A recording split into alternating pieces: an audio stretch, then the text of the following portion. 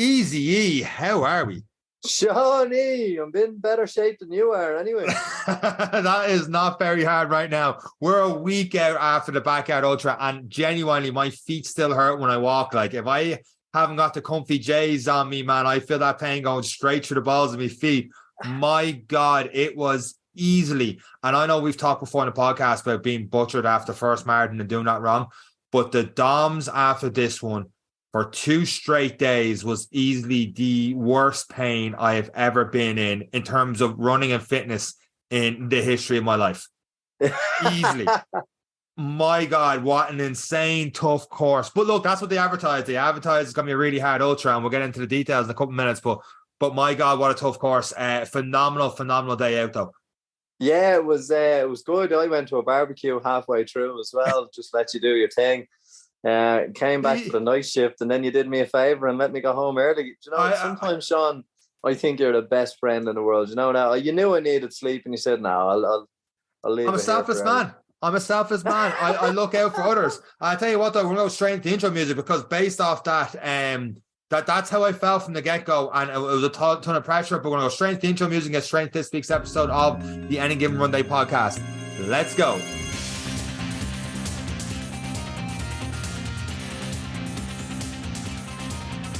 Like, I know you're joking with me there at the end, like, letting you go off early and all the rest, but I tell you what, more than any other race I've ever been in, like, we got there at 9:30 in the morning. The race didn't start at 12. I've never been 2.5 hours early for a race in my life.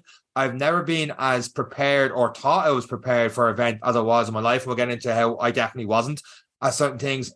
But when we got the first minibus, so you have to go, because it's such a narrow road up to the start of the event, you have to get a minibus up, yourself, Dara, and Neve in the bus, obviously other participants as well.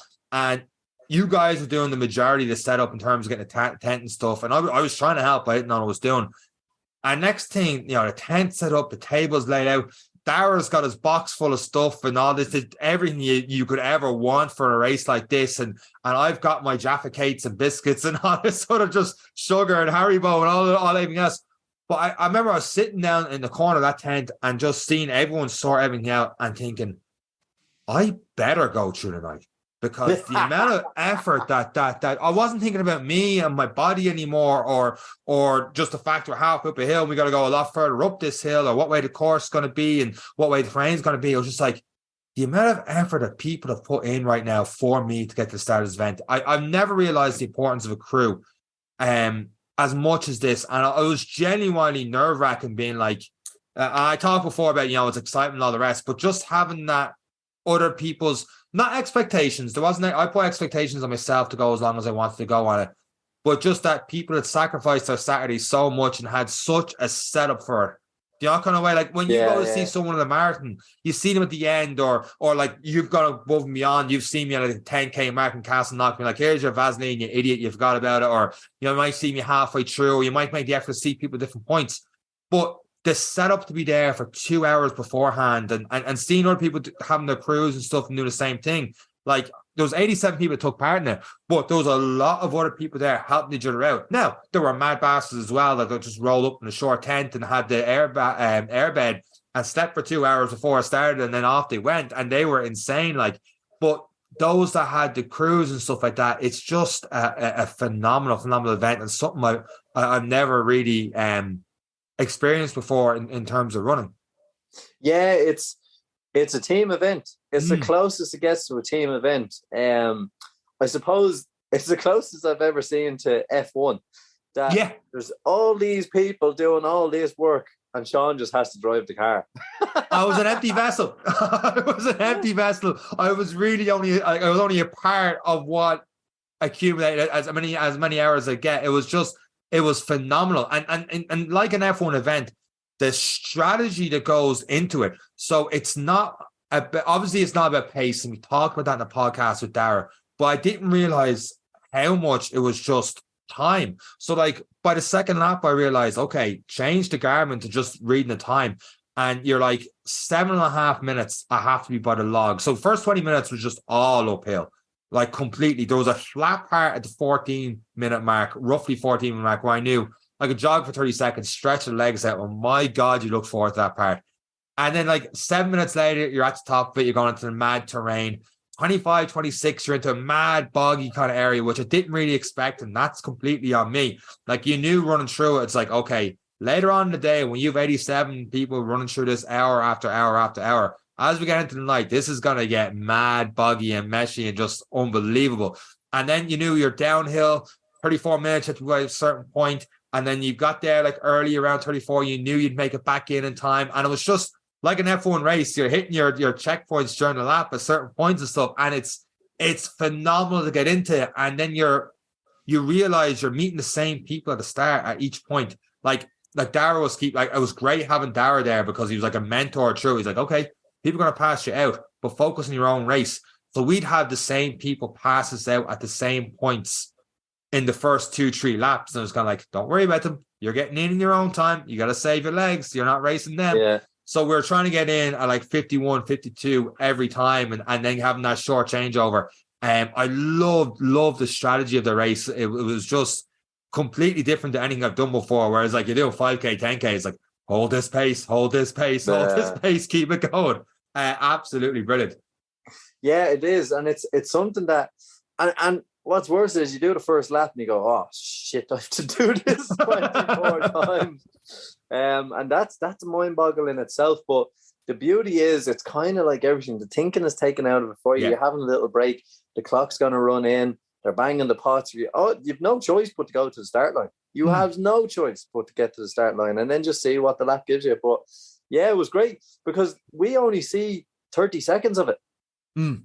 Because it's so narrow, it's forest all around us. We see you start, turn the corner, and then we just sit down and wait 52 minutes. And that was our guide as well. It was like, okay, so you'd think as a crew it'd be really, really boring. But you head off and then we go, just that 5 minutes of, oh, well, there he goes. Yeah, that was great. And then a little bit of tidy up. And then it's like, right, what are we eating for the next one? What are we going to plan on this one? Okay, so they're coming in around 52 minutes. So we made a mistake one time. We gave you hot soup. You couldn't even drink it. So the next time it was like, right, at 35 minutes, we're putting the soup in the pot. So that by the 52, it's cold enough that he can it's warm, but it's not hot. Do you know, like, so we were planning. So like, it's really only 30 minutes until we're starting to prep the kettles and do this and do that. So like, it was actually really entertaining from the crew inside. There was a lot to think about, like based on how you felt. You had to gauge how you felt within 5 minutes. Oh, my stomach's at me, or this is that didn't feel great. Then it's like, right, come up with a strategy for when he comes back in so we can fix that problem. And that was pretty much what we were trying to do. It was crazy, absolutely crazy. Oh, completely mad. And just to show how important the crew and especially your side nutrition was, the first 4 or 5 hours felt, the first hour or two, I'm like, oh, I don't know how long I'm going to last doing this. But then you get into routine, and once you start hitting those milestones throughout the lap, I felt really good, real confident, not much issues with the legs. The mad thing was Dara's tip with the runners, and you were hearing people were like, oh, listen to your podcast, great info with the runners, talking to Dara and stuff about changing runners and socks. And he changed socks. He felt like a new man. I was like, this is unbelievable. Can't wait to lap 4, I get to change socks again, or whatever it was. And I changed runners around 5 and 6, and those people that were passing me out a little bit later, and then the starting line, they weren't there, and you'd have some people sprint to the starting line just as the race finished, as the hour started for the next one. You're cheering them all in, and you see them turn around, and some were like, right, go again. You're like, you're not making it back in, but fair play. And others being like, I know, I'm done. And it was just, everything was going swimmingly until I think it was halfway through lap 6, and it was just, okay, it's going to get dark soon. And Dara's like, you know, the good thing about the dark time is, it's like, what's that? Goes, if you need to go for a shit, no one's going to see it. Straight into the bushes, and away you go, and no one's going to know it was grand. It's not like, oh, Sean Coffey went and jumped in there, because you're just another right dot wearing the head torch. I'm like, that's brilliant. And my body just went, that's what we haven't done the last 10 hours. Shit.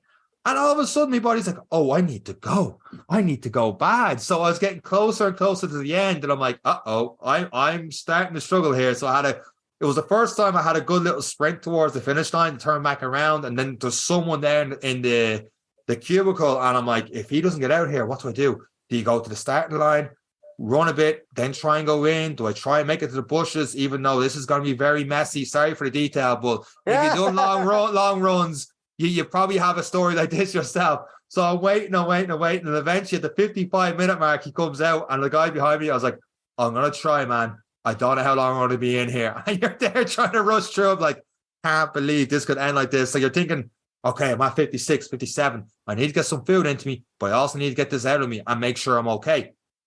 Sure enough, got out in time, quick bit of food. You're only starting to come back at this stage. And then starting line, away I went again. Halfway through this lap, same thing. Stomach starts acting up on me. I'm like, I am in trouble. So barely make it back. Thank God this is it's empty this time. The cubicle straight in 55, 56, being like, I can't believe lap 7, lap 8, I am done. My stomach issues keep keeping up. Like my legs feel great. The heart rate was just grand. It was like probably 60, 70% of a max heart rate. I was probably in zone 2, zone 3 for most of it. Barely touched zone 4, even with the hills. But I was just like, my race could be over here at lap 7, lap 8. Came back in the next round. You already knew about stomach issues, and you were just there at the starting line or finish line, just there, shoving a banana in my face. You ate too much sugars, you idiot. Bang, have this. And next thing, I don't know, like, I was up in those mountains for a good 12, 13 hours. I didn't see a Super Value or an Aldi or nothing nearby, but somehow you had like smoothies and bottles, you had bananas, you had a pot noodle, which I'm like, I'm pretty sure I didn't bring that pot noodle, my first pot noodle in years. Like, this is brilliant. Talk to me about what I did wrong and what happened there. So basically when I arrived, I just heard from Niamh that you were having stomach issues, and I was like, okay, when's the last time he's had solid food? She was like, not really. He's been eating the Jaffa cakes and he's had a little bit of a cookie and he's had this and he's had that. And I was like, yeah, he's had too much sugar.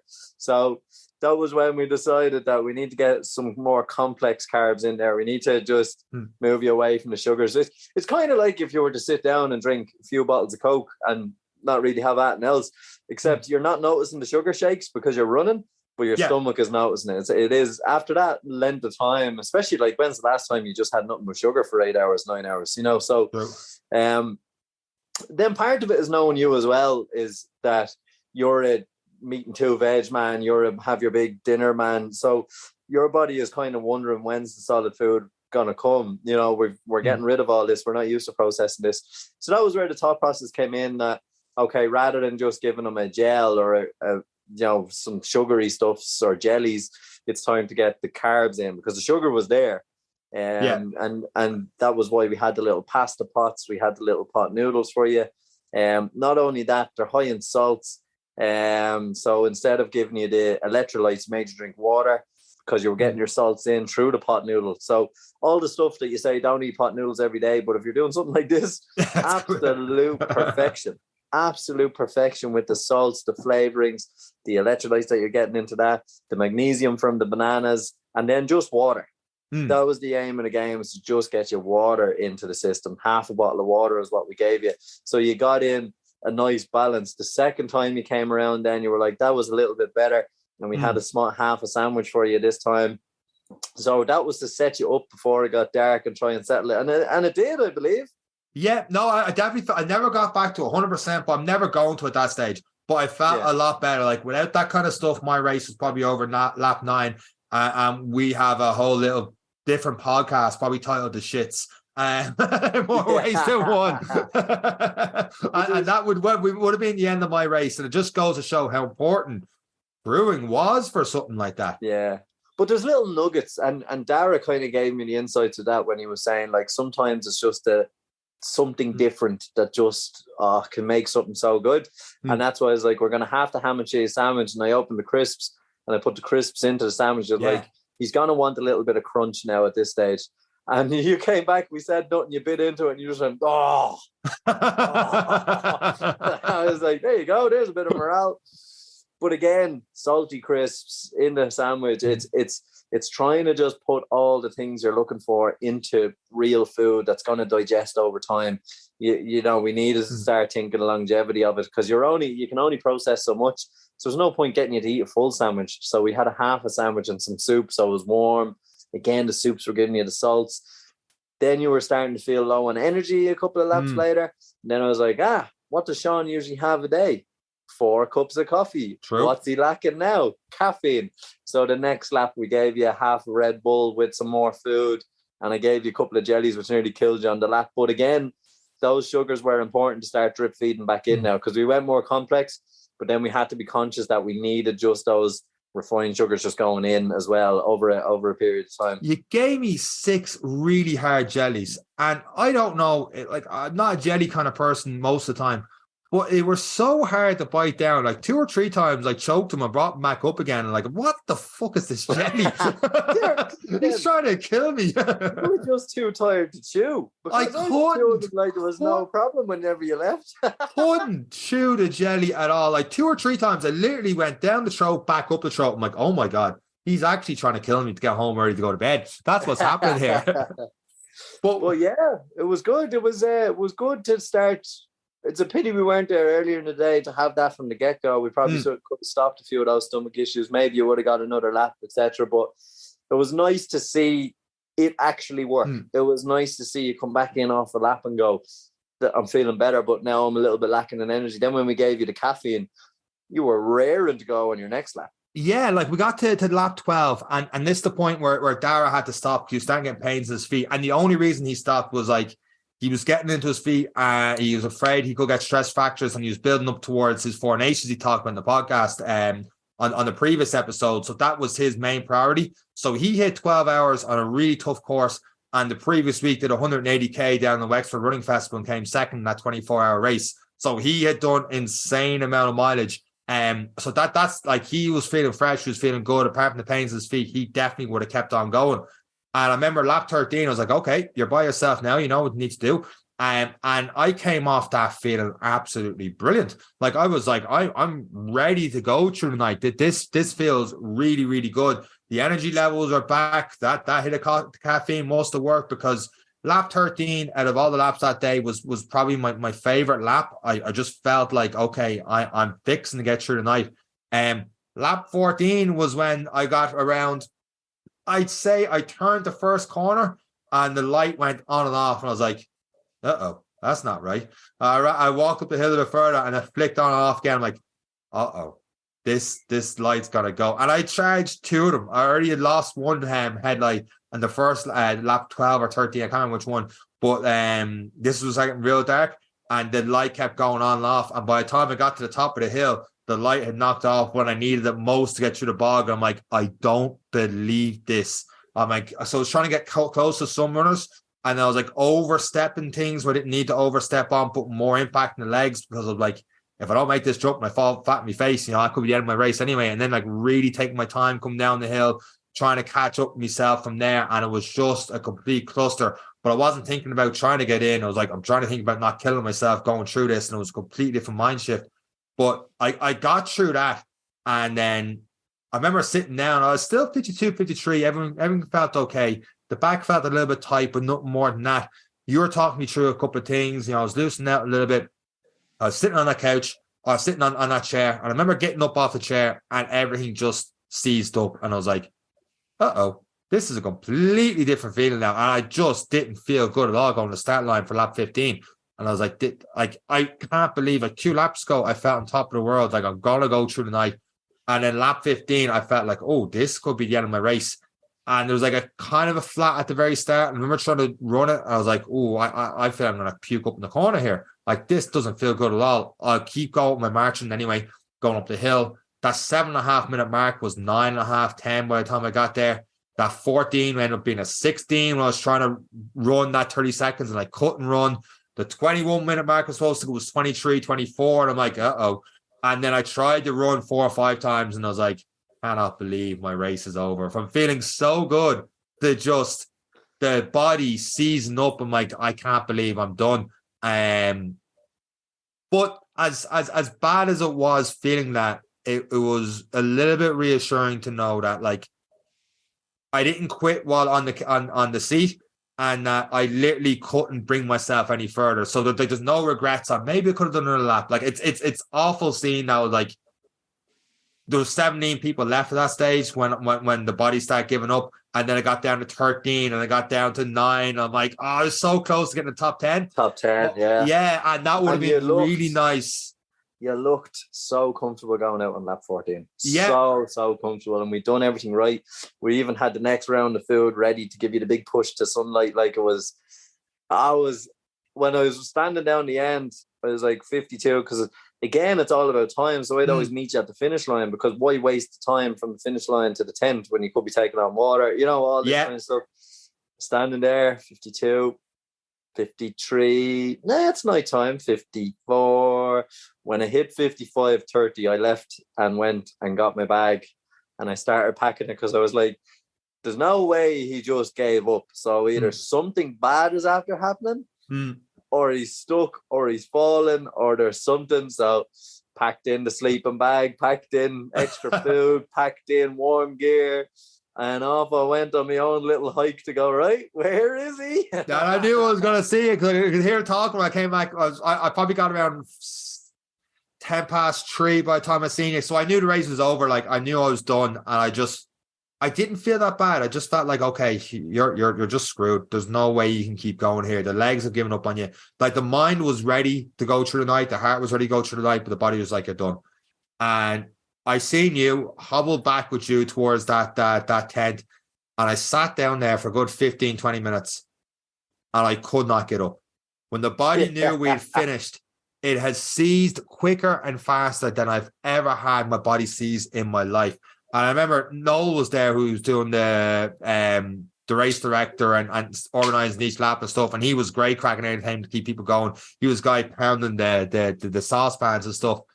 And I remember just sitting there, seized up, and he goes, your first backyard ultra, 15 laps, hell of an achievement. If that had been the flats, you would have got 25 easily. And I was just like, and Seán, who was with us, was like, why did you tell him that? And I just felt shit. I was like, had I done a flat, I would have got me goal target. But look, just that insane. And I'm kind of, in a weird way, glad I didn't hit it, because now it's like, when I do hit it, it's going to feel even better.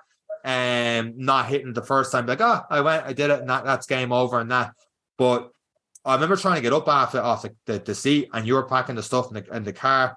I couldn't even help you load up everything to the car. I was thinking, how am I getting my foot into the car over the passenger seat? So I literally just fell into that passenger seat. It was just the way I seized up straight away after was like nothing I've ever experienced in my life. I've seized bad after marathons, especially that first one. I've struggled going upstairs. I've had those DOMs after doing too heavy a squat day or whatever it is.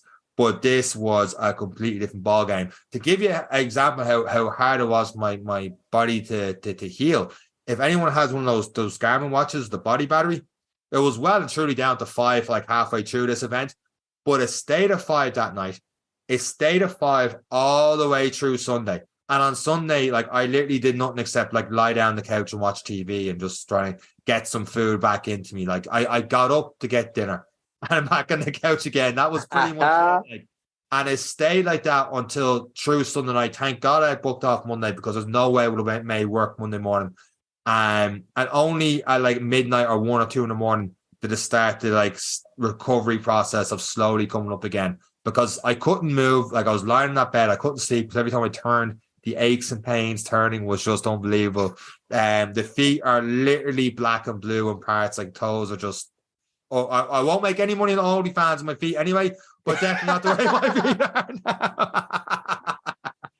are now. Here, some people are into it. I don't know. They're cut up like even now, like a week later, like if I'm walking around my bare feet, I can feel the pain to the balls of my feet on my left foot. Like, I tried running during the week once. I was literally run to the door to make sure it was locked, and the hips just started shaking impact. I was like, oh my God. This is 3-4 days and I still feel a bad way. So I've done very little training this week. But if anyone's thinking about doing a backyard ultra, would I recommend it? Yeah, definitely. 100%. I know the pain and stuff and all afterwards, but just the strategy and everything goes into it. It is unlike any other event you'll do with running. Like, it's just the importance of nutrition, the crew, the pacing yourself right. And if it was in the flat, I'm not too sure I would have got 24 hours, because when you're doing the hills, you're told, you're pretty much, the environment tells you when you're walking and when you're not walking. If I was in a flat, I would I'd probably run the 6.7K and then tire myself out. Like just in my training runs around here, I remember doing like trying to mimic a backyard ultra. And I remember doing 6 hours being like, oh, I haven't got much left in the body here. I'm starting to stiffen up. I'm starting to feel sore already. Whereas 6 hours on the day doing that, because I had to walk when I walked and I was a bit more like I was coming like in training, I was doing 45, 46 minutes doing 7+ K. On this 6.7 coming in 52, 53, treating it right, pacing myself right, I was able to keep going. It's very hard to mimic those conditions in training. And on the flats, I probably would have went too fast anyway and could have had the same issues. Like who's to know? It's ifs and buts and all that. But I'll be a lot more experienced now going for the game, whether it is flat or hills. Yeah, and that's it. Well, you've taken on the hardest one. Like it's a challenge. And it's not supposed to be easy. Yeah, it's not supposed to be easy, and it's definitely the hardest one. I think the hardest part for me was while you were panned on your back and I was loading the car on my own. Thanks very much, Seán. I watched the start line because we waited because by the time we came back with you, when you were all right, sat you down, there's a limited window where you can bring the car up and pack it. And I knew you weren't moving quick. And I was like, you know what? We're just going to let the next hour pass and have everything loaded and packed and ready. And I watched 4 people just walk straight up to the conductor and go, nah, I'm done. And I was like, if he had have just made it to the start line. But unbelievable. Yeah, it was, but it was fantastic. It was a phenomenal achievement to watch. Like, it was great. So many athletes. And then to watch people coming in after 45 minutes, not even sweating, was very impressive as well. So there were people there probably still running, to be honest. Well, the winner got, I think 30 yards was the winner. We dropped, so 30 laps was the winning time. And that 29 or 30 was the winning time. I should have looked up before we started the podcast and who got that. So anyone who kept on going, anyone who does that kind of thing is phenomenal. And like, even when I was talking to our journey, like it's a nice way to get your first 50K run in or your first 100K run in. It doesn't have to be a 24-hour goal. It can be any of these goals, or even your first marathon in. Like if you ask me to go out running now and get 2 marathons in, not a hope. But broken down that way to get 2 marathons in is very achievable and fantastic on the legs. Be like, okay, I know now I can run for 15 hours pretty much. Which, unless it's an event like that, there's no way I'm going out for a training run for 15 hours. I feel like I could ever do that. But yeah, like that's the thing when people are like, how'd you keep going 15 hours? It's like, it was literally 1 hour at a time and even broken down to 1 milestone at a time. It's mad how fast the time went by to go 15 hours. Like I can't explain it. It's, it's just an event. I know that doesn't make sense, but like breaking down 15 hours in that track, like the hour goes by so quickly, quickly. Like it's just phenomenal. Yeah, it's good. But like you said, you only stopped for me, and I'm very grateful. Very, very grateful. You're welcome. To catch the next day, so that was very, very good. But no, it was brilliant. It was a good event. It had its few scary moments in the beginning, but we fixed them. We helped the good people out, but what a phenomenal event. It was just a great day. It's just seeing so many athletes at that start line. I was like, oh my God, everyone at that start line knows they're in for a long day, very long day. But it's the mentality of it, and that's what I love. And I'm really like straight away, 24 hours, lick me wounds and all the rest. And not even in a bad way, not like a failed race kind of way, because I know I didn't hit 24 hours, but I never felt like that felt like a failure or anything like that. Like I felt after Art O'Neill, for example, being like, I didn't hit checkpoint, that's pretty shit. But like after those 24 hours, it's like, what's next? So I was literally, now I don't have anything now, but I was literally like Googling up a couple of different ultras and stuff like that. And I had one of mine and I said it to herself. She's like, nah, I'm away that weekend. So that was not happening. I'm like, I had it in my head for a good 6, 4, 7 hours before telling you that we're going to go through this stuff all over again. So I might just work now towards a Dublin marathon, which is not a blip. So some people are kind of like, hey, you're able to do a marathon now because, you went 15 hours. I'm like, no. With timing and pacing is still different. Like I still dread a 5K run because I know I'm going to be sprinting for 20 minutes or hopefully someday under 20 minutes. It's a completely different beast, a completely different animal. Like at one stage, we were running with Dara, and Dara's watch buzz that he looked, he goes, 6:15 minute pace. What's that all about? I haven't ran that fast in I don't know how long. And he's after doing 180k the week before. Like, but it's just the pacing. It's completely different mindset doing ultras than it is doing marathons or 5Ks, 10Ks. Like, I almost call it a completely different sport. I know you're running, but it's just the mentality, the setup, everything for it is a completely different ball game. And it's definitely something we're going to be doing a lot more on the podcast in the somewhat near future. And I'm looking forward to it. Well, I give you one anyway. I put up a few stories, and I was in work, and then someone came up to me, how'd your mate, the runner, get on? I was like, the what? Excuse me? Sorry? Say that again real slow. I think we are. I think you're officially a runner. It only took an old backyard ultra to become it, but there you go. And on that bombshell, I suppose we will wrap up this week's episode of the podcast, because in 2 weeks, speaking of being a runner, Eric, it's right back to you, because in 2 weeks' time, or 13 days' time from when this podcast drops, which is on Monday, you are going to be set up to do the Cork Marathon, the first big leg towards doing your Ironman in October in Lisbon. Will we leave it to next week to see how you're set so far? Yeah, I think that's probably best. And on that note, guys, thank you very much for listening to this week's episode of the Any Given Run Day podcast. That's it for myself and Eric. Take care. Bye.